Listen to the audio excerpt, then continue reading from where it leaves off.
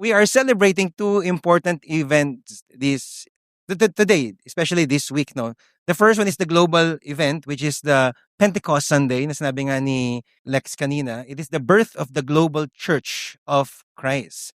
But also locally, dito sa Victory Santa Mesa, our church has been birthed 4 years ago. Come on. And we are officially celebrating that next week. Okay. So we have a global event, but a local event as well. And guess what?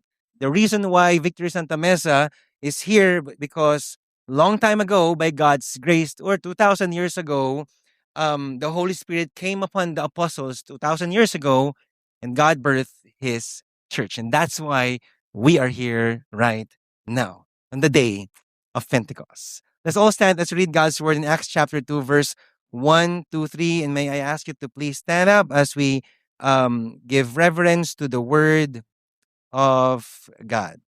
Let's read. When the day of Pentecost arrived, they were all together in one place, and suddenly there came from heaven a sound like a mighty rushing wind, and it filled the entire house where they were sitting. And divided tongues as of fire appeared to them and rested in on each one of them, and they were all filled with the Holy Spirit and began to speak in other tongues as the Spirit gave them utterance.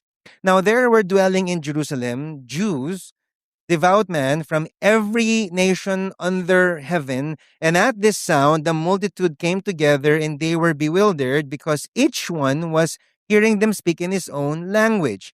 And they were amazed and astonished, saying, "Are not all these who are speaking Galileans? And how is it that we hear each of us in his own native language? Parthians and Medes and Elamites and residents of Mesopotamia, Judea, Cappadocia, Pontus and Asia, Phrygia and Pamphylia, Egypt, and the parts of Libya belonging to Cyrene, and visitors from Rome. Both Jews and proselytes and Cretans and Arabians, we hear them telling in our own tongues the mighty works of God. And all were amazed and perplexed, saying to one another, what does this mean? But others, mocking, said, they are filled with new wine. Lord God, thank you so much for the reading of your word. Lord God, we thank you, Lord God, for this day, Lord God, the Pentecost Sunday. Because, Lord, by your grace and by virtue of the Holy Spirit, Lord God, your church, Lord God, was birthed. And now, Lord, we are so strong, Lord God, in still preaching the gospel, Lord God. What you did 2,000 years ago is still happening. And thank you that you're using each one of us, Lord God, for us to be a blessing around the world. In Jesus' name I pray. Amen and amen. Before you take your seat, pakisabi sa katabi mo, be a blessing to the nations. Mamaya pag-uusapan natin mamaya yan. Okay, sige. All right, you may now take your seats.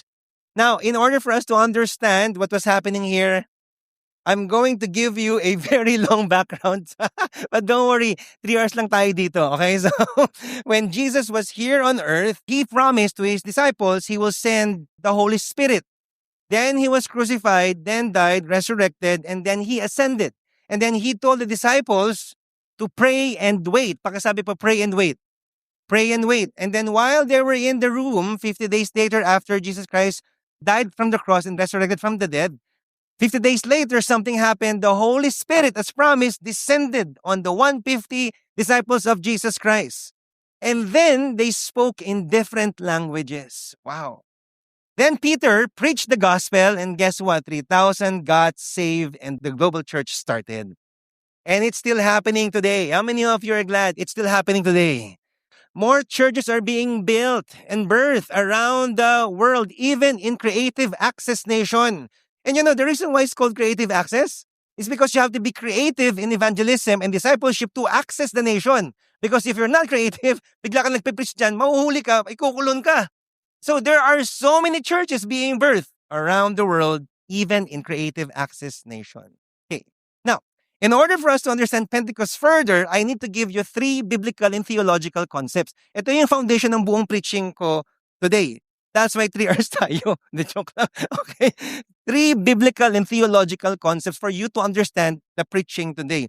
The first one is, the Old Testament is the shadow of what is to come, and the New Testament is the fulfillment of the promise. So, kailangan nyo ilagay sa mga minds niyan, kasi yan yung magiging foundation ko later. Second, there were 3 important festivals in Israel rather.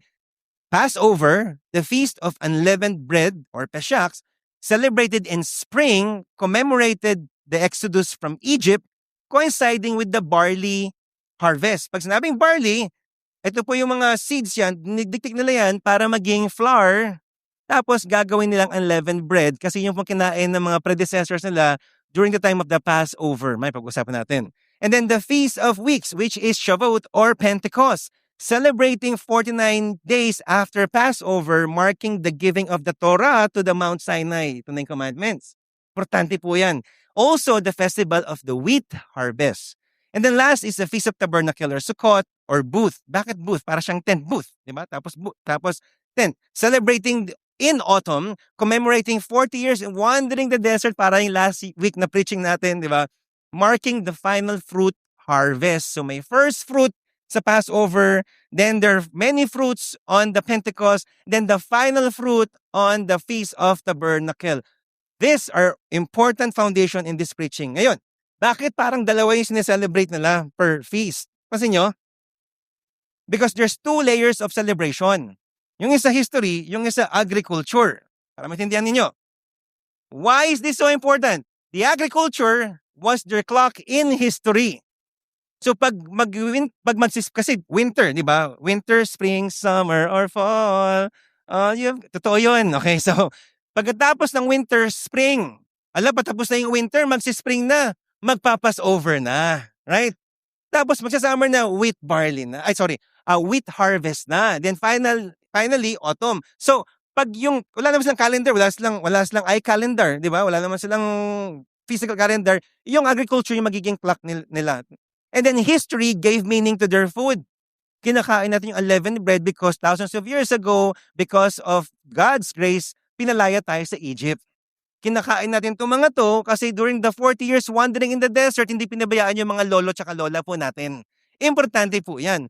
To better understand, therefore, papakita ko sa inyo yung table. Okay? Para mabilis lang po. Passover, history, freedom from slavery in Egypt, agriculture, cutting in barley in spring. It is the first fruit after winter, Pentecost with harvest, late spring, tabernacle, God living and protecting Israel in temporary tents, tabernacles for 40 years. Tapos ito yung agriculture. That's what I said earlier. Are you here? Okay? Picturean nyo na lang po yan so that you have a better understanding why they were celebrating 2 layers of feast. Because the Old Testament is the shadow of what is to come, we have to understand what this means. Etong kanina, yung graph na yun. This is important to you so that you will have a greater understanding what it means for the global church and for Victory Santa Mesa and for a Filipino Christians like you guys. Sino mga Filipino Christians dito? Non-Filipino Christians? Yes, yun. Itaas. Korean. Annyeonghaseyo. Wala, hindi, nag-joke lang siya. So, when we fully understand Pentecost, this has a direct implication on our identity, community, and purpose. We're gonna find that out today. Right? Are you ready to hear the word of God? Come on. Yes. So before I talk about Pentecost, pag-usapan natin yung unang festival, yung Passover. Mabilis lang to. The Passover, so let's talk about Passover. The Passover was so important because Israel was freed from Egypt by goodness for 100 years of slavery. And then God freed them. God sent terrifying plagues. And then after that, the last plague was He will send the angel of death. Now, parang angel of death, kasi ang gagawin ng angel of death, papatayin po yung mga firstborn. Say firstborn. Importante yan, mamaya pag-usapan natin yan. Firstborn. Para hindi mamatay yung firstborn doon sa bahay niyo, kailangan mo ng blood of the lamb doon sa doorpost. I-spread mo yan using the leaves, and then when the angel of death sees that, may blood of the lamb dito, I will pass over. Lahat po ng bahay ng mga Hebrews or Israelites, meron pong blood of the lamb, nabuhay po yung mga firstborn nila, pero sa Egypt, patay po lahat ng mga firstborn po nila. Israel was saved that day. Then later on, sabi ni God kay Moses, I command you to do the Passover, yung pagkatay po, pag-sacrifice ng lamb, blood of the lamb, regularly. So twice a day, kailangan yung gawin yan for protection and fellowship so that God would keep dwelling on them. So si God, pag naamoy po yung blood of the lamb, okay, I will protect you. May fellowship kayo sa akin. Regular sacrifice. And then once a year, Yom Kippur, to cover the sins of the nations. Kasi lagi magkakasala po yan. Let me ask you a question. How many of you are nagkakasala lagi? Raise your hands. Yeah, thank you for being honest, ha? Grabe, yung iba din taas ang kamay. Wow, ikaw na. So, that's the Old Testament. What's the New Testament fulfillment? Kasi shadow lang po lahat yun eh. When Jesus came, He became the ultimate Lamb of God. Now, how many of you are glad that Jesus is the ultimate Lamb of God? Come on. Yes. Bakit? Kasi hindi siya temporary. Siya na yung permanent blood of the Lamb that will be the ultimate sacrifice for the sins of the world.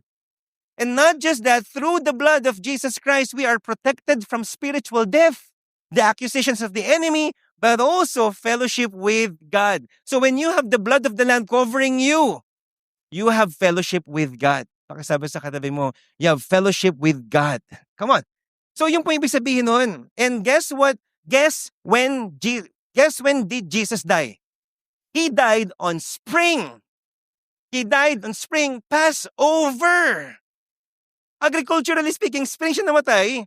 And then the first harvest of barley, the first fruit after winter, and then history was Passover.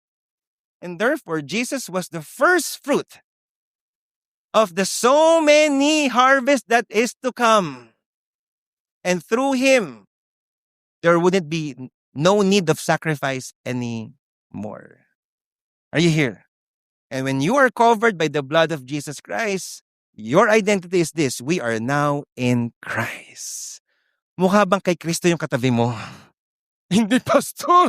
Okay, mamaya pag-preach natin ng gospel. This is our identity now. Importante po maintindihan nyo to, especially in this day and age. We are set free from sin because sin is not controlling you anymore. Rebellion is not controlling you anymore. Frustrations, not just insecurity, or whatever is happening in social media, that is not controlling you anymore. It's the blood of Jesus Christ. Are you here? We are in Christ, and that is so important. Right? Now, that's Passover, but that's not my topic kasi Pentecost eh. And something happened 50 days later after this. Pentecost happened. Ito yung sineselebrate natin ngayon. So, let's talk about Pentecost. Ang tawag sa Pentecost sa Hebrew is Shavuot. Now, what happened in Shavuot? God gave them the 10 commandments during that time sa Mount Sinai. There was thunders and smokes and lightning. And so yung mga tao natakot, Moses, ayoko dito. So yung buong Israel, sabi na, ikaw na lang mag-isa dyan, Moses, tas kasama niya sa baba ng konti si Joshua. Pero si Moses talaga yung nakipagkita kay God, grabe yung presence ni God, sobrang terrifying yung presence niya, ayaw makita ng mga Israelites. Sa baba na lang kami, pag-pray mo na lang kami. Meron ba kang ganun kakalala dito? Pag-pray mo na lang ako, baka kilitan ako ng Panginoon eh. Diba? So Moses went to Mount Sinai, received the 10 commandments, and then, when he did that, guess what? That was the birth of the nation of Israel. Kasi dati isa silang napakalaking pamilya lang with 12 tribes, but because of the law, you are now a nation. Right? Yun na po yun. And guess what? What is the point of the law? Ano yung point ng law? The point of law was for them to teach this to other peoples of the nations. Kaya sabi sa Exodus chapter 19 verse 6, you will be for me a kingdom of priests and a holy nation. These are the words you are to speak to the Israelites. Why is this so important? Because the calling of Israel during that time, thousands of years ago, was to become kingdom of priests. Ano ba trabaho ng priests? To bridge people to God. Ang gandang calling, di ba? What's there? So therefore, ano yung naging identity nila this time? Chosen nation of God. Galing. And what's the community? Nation of Israel. And what's the purpose? As a kingdom of priests, they were to lead peoples of earth back to God. How many of you believe that's a great purpose? Come on. Ang ganda, di ba? Isang buong bansa, ito lang ang purpose. Ang ganda. The problem was, downstairs, something was happening. Ang tagal naman ni Moses. Tapos ano yung kidlat? Ang ganon, di ba? Tagal naman ni Moses dyan. Ayaw na namin. We need to see God. And so what did they do? They built the infamous golden calf. In their minds, if we can see God face to face, we can worship Him. Mali. Ano ba yung unang batas? Thou shalt not have other gods before me. Bawal eh. Sino yung unang batas mismo? And what did the Ten Commandments did? What did the Ten Commandments do? It exposed their hearts and therefore sins, and therefore that time 3,000 Israelites died. Dahil na-expose ng law yung puso po nila. Grabe, no? And therefore, they did not become the kingdom of priests. Now, that's the Old Testament. Fast forward, Jesus Christ came. He died on the cross, 3 days later, resurrected from the dead. 50 days later, something happened. Wala na si Jesus, the disciples were praying and waiting, and suddenly, something extraordinary happened. Verse 1 to 4. Ito na to, yung binasa natin kanina. When the day of Pentecost arrived, they were all together in one place. And suddenly there came from heaven a sound like a mighty rushing wind and filled the entire house where they were sitting. And divided tongues as of fire appeared to them and rested on each one of them. And they were filled with the Holy Spirit and began to speak in other tongues as the Spirit gave them utterance. Nagpipray po sila kasi sabi ni Jesus, mag-wait kayo bago kayo kumilos. Mag-wait lang. Okay, mangyayari sa amin. The Holy Spirit descended, and then they heard a sound, a rushing mighty wind. How many of you here, you've heard that sound before? Yung pagbagyo, di ba? Tapos parang feeling mo gigiba na yung bahay mo. Tama ba? Pero ito, wala talagang hangin. Yung sound lang ng hangin, pero napakalakas. Grabe, napaka-mysterious nun, di ba? Napaka-mystical nun. Kikalabutan ka talaga dun. Ano yun? Saan galing yung sound na yun? And then there was fire coming down from heaven at the top of their head. Divided tongues. Hindi sila nasusunog, walang sunog, pero may fire. Anong tawag doon? Holy Spirit.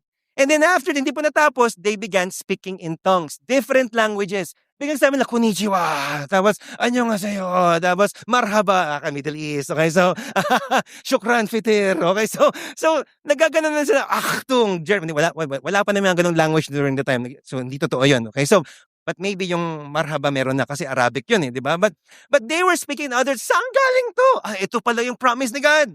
And then, something happened after that. Verse 5. Now there were dwelling in Jerusalem Jews, devout men from every nation under heaven, and at this point the multitude came together, si mga marites, and they were bewildered because each one was hearing them speak in his own language. These people came from different nations, and they were celebrating the festival. And the scholar said, mula pa ng Passover, andun na itong mga to because they were celebrating it. Ang mahal na pamasahe tsaka ang layo, hindi mo nababalik sa kanya-kanyang bansa yan, magsistay na yan from Passover to Pentecost. Are you here? Doon na sila. And so these people came from different nations. Anong mga nations yun? Verse 9, Parthians and Medes and Elamites and recent Mesopotamia, Judea, Cappadocia, Pontus, Asia, Phrygia, Pamphylia, Egypt, parts of Libya belonging to Cyrene, visitors from Rome, both Jews and proselytes, Cretans and Arabians. We hear them telling in our own tongues the mighty works of God. Maybe the disciples did not know, yung pala sinasabi ko. But these people from different nations were understanding it. These people are modern day Iran. Can you imagine? Iran po yun. Iraq, Egypt, Libya, Dubai, maybe parts of Arabia, Rome and Asia, Europe, the nations under one room. Are you here? Different languages, united by one Spirit, the Spirit of God. Which leads me to another history. Kasi thousands of years ago, something happened amongst the peoples of the earth. Dati kasi isa lang ang language natin. Kung ano po yun. And out of their pride, they created the Tower of Babel. And God saw their pride. Sabi nila, we will confuse you. Kasi hindi pwede yung pride na yan. And how did God confuse them? He birthed and created different languages. Pambihira. Doon pala galing yun. And because of different languages, the people were confused and were divided. Say divided. This is so important. They were divided, scattered the nation, and then because of that, nagkaroon ng war, and so on and so forth. And at Pentecost Day, nagkaroon po ng reversal po yung Tower of Babel. Hindi naging isa yung language, but because of the Holy Spirit, naging united po ang mga anak ng Diyos. Are you here? And therefore, all of you, together with the Christians in Japan, Nigeria, China, and all other Christians around the world, you are one with them. We are one. We were united. And then Peter began preaching, and the people were cut to the heart. Sabi sa verse 36, let all the house of Israel therefore know and certain that God has made both Lord and Christ, this Jesus whom you crucified. Why? Kasi sabi ng mga scholar, kung andun sila ng Passover, meaning, sila mismo nagsabi, crucify Jesus. Kasi ano sila eh, sino tong si Jesus to? They crucified him, but then verse 37 says, now when they heard this, they were cut to the heart and said to Peter and the rest of the apostles, brothers, what shall we do? They repented, they gave, and they did. They gave their lives to Jesus Christ, and guess what? 3,000 got saved. And when did this happen? In the harvest of wheat. Here's the good news. That Pentecost, it started the age of the harvest. Kung si Jesus ang first fruit, who are the second fruit? Look at the person seated next to you. Baka sabi, ikaw pala bunga nun. You are that fruit. And since Pentecost Day, we are living in the age of harvest. And we are going to keep doing that until Jesus returns. Come on. And therefore, pakasabi sa katabi mong meron kang assignment. Come on. Pakasabi sa akin, baguhin ang mundo. And that's the purpose. So that we could keep preaching the gospel. See, I want to show you this graph, this table, for you to understand it further. The Old Testament, a manifestation ng Holy Spirit, thunder and smoke, pero sa New Testament, rushing wind and eternal personal fire. The manifestation was the law written on the tablets of stone sa Old Testament, pero pagdating sa New Testament, the law written in their hearts. Kasi si Jesus mismo magbibigay ng batas sa puso po natin. In the Old Testament, because of the law, it exposed their sins. 3,000 died. But because of the gospel, 3,000 got saved. And then the result number 2, it birthed the nation of Israel. But result in the New Testament, it birthed the global church where we are part of. The question right now is this: what's the implication for us now? As a global church, as Victory Santa Mesa, as Filipino Christians, and I want you to listen to this. We are identity, we are chosen people of God in Christ. Pakasabi nga sa katabi mo, pinili ka ng Panginoon. Because that's what the Bible says, when you are in Christ, you are chosen. And that's your identity. The world did not choose you. Social media did not choose you. Any politicians did not choose you. God chose you. And that should give you privilege and also gratitude. God, pinili mo ko. Thank you so much. That's who you are. Mahal na mahal ka ng Panginoon. Think about that. Ganun ka kamahal ng Panginoon despite of our sins. You are chosen. But not just that. Community. We are one with each other through Christ. Kaya kailangan sa Christianity may togetherness. See, togetherness.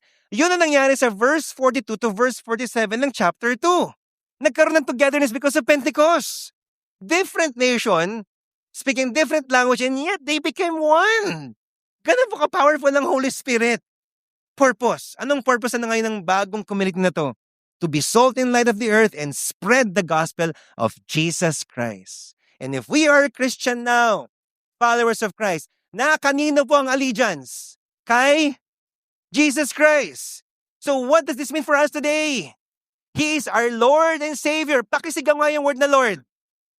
Again, 1, 2, 3, go, Lord.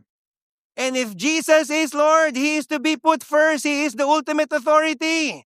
And therefore, we should seek His kingdom first. Sabi sa Bible, right? And then why is it that as Christians, tayo times naglalaban-laban dahil sa politics? That's the point of Pentecost. We are a new creation in Christ. Si Kristo. Hindi DDS, hindi Lenny, hindi BBM, or whoever those people are. But Jesus Christ is our allegiance. And as a community of believers, we are going to be united. Now, pwede ba tayo mag-debate, mag-discuss? Pwede, of course. Ng policies, ng strategies, but not to the point of mocking each other. Bobo mo naman. Ba't ka naging Christian tapos ito ka? Hindi pwede pong ganon. Kasi because of the Holy Spirit, we became one. Are you here? So I don't know kung sino pong allegiance ninyo, hindi pala allegiance, kung sino pong leaning ninyo, pero I hope that at the end of the day, ang pinakamataas na leaning ay si Jesus Christ. Are you here? And therefore, kung ano man ang nangyari sa social media, seek ye first the kingdom of God. Anong pinapagawa sa akin, Lord? Love one another. Di ba? Pag na-trigger ka na, ba't ka na kasi nagpapatrigger? Yan ba dapat ang nagpapatrigger sa'yo? Now, should we love our nations? Yes or no? Yes.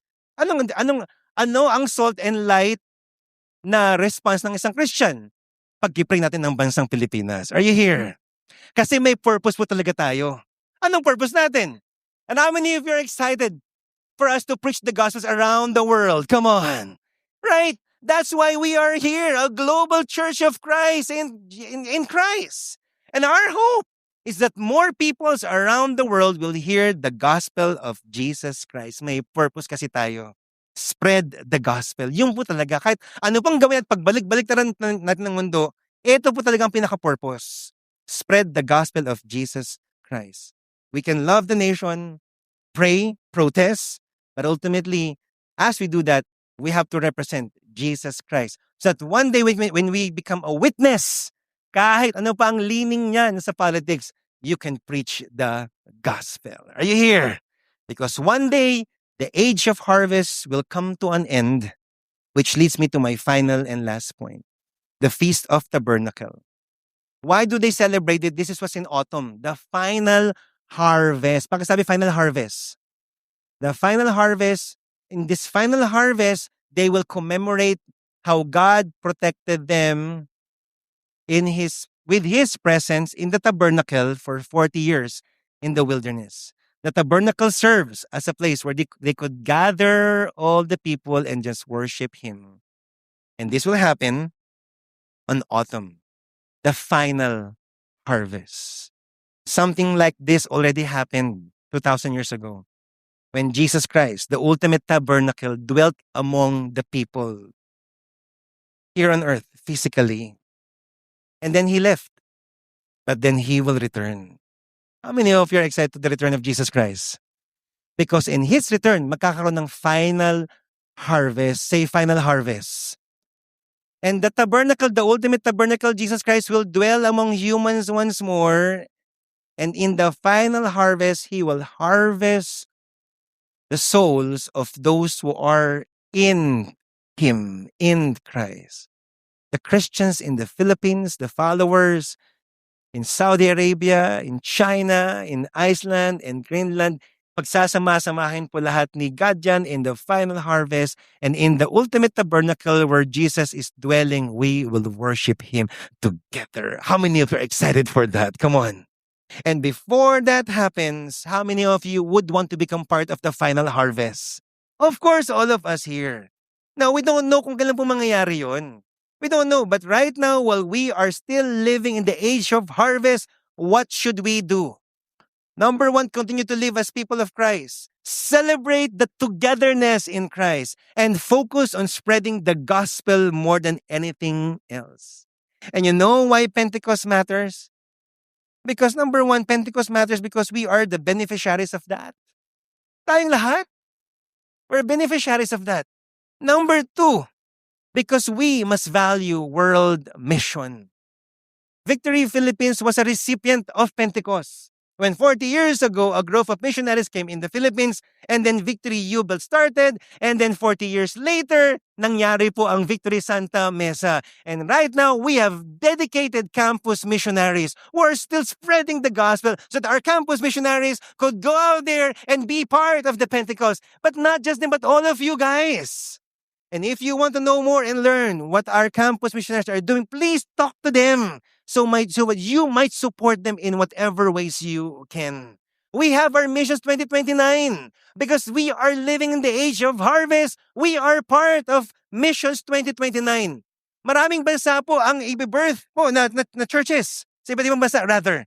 And yung nakatoka po sa atin are agile nations. Ano po yun? Azerbaijan, Guatemala, Italy, tapos Lebanon, and then Egypt. And these are the nations na binigay po sa atin so that we could send missionaries to those nations because we are living in the age of harvest. And that's why we are sending our very own team for 10 days Macau. Are you here? Victor Santa Mesa has stakes here. Grabe. Hindi kasama po tayong lahat dyan. At kung ano po yung magiging part po nyo dyan, whatever, prayer, participation, or partnership, let's be part of this age of harvest.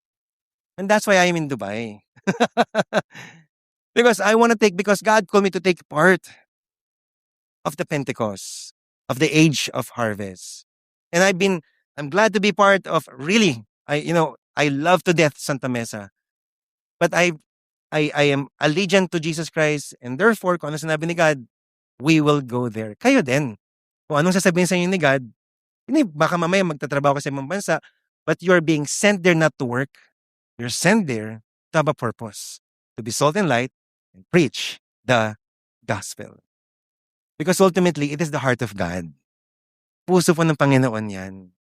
And speaking of puso ng Panginoon, balik po tayo sa bansa natin. Kasi Acts chapter 1 verse 6 says, so when they had come together, kasi si Jesus Christ aalis na, they asked Him, Lord, will you at this time restore the kingdom of Israel? Because that's also our question, di ba? Lord, will you at this time restore Philippines? Baguhin niyo naman, Lord, ang Pilipinas. Lord, makulong na sana yung mga fraud control scammers na yan, Lord God. And Lord, I pray nagkaroon ng order sa bansa. And namin if you're praying for that. Let's keep praying for that, please. We're Filipino pa rin naman eh. We're Filipino. Let's keep praying for that. Kasi alam ko, lahat ay pagod na rin talaga eh. Nakakaasar na rin eh. But then Jesus said in verse 7, it is not for you to know the times or seasons that the Father has fixed by His own authority. Guys, sabi niya sa mga disciples niya, it's not for you to know. Pero may timing ang Panginoon. Namin if you're God, may timing ang Panginoon sa bansang Pilipinas. Come on. Come on. May timing si God sa bansang Pilipinas. It is not for us to know, pero in the proper time, ibibigay po ng Panginoon yan. But listen. Other than thinking about that, it's okay. But verse 8 said, but you will receive power when the Holy Spirit has come upon you, and you will be my witnesses in Judea, Jerusalem, Judea, and Samaria, and to the end of the earth. And that's the whole point. Because Pentecost reveals the heart of Christ to save as many peoples of the world. And as we leave this place this morning, I know that you have so many concerns for your health, for your family, for your studies, for your career, for your love life, for this country. And those are all valid. God validates that. But at the end of the day, we have a task. And this week is important for us as global Christians, that we will be reminded of that great task, which we call the Great Commission. If you have been saved by the gospel, God will certainly use you to spread the gospel, not just here in this country, but all over the world.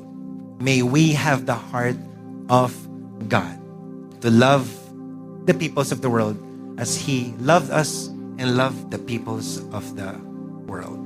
Let's all stand right now.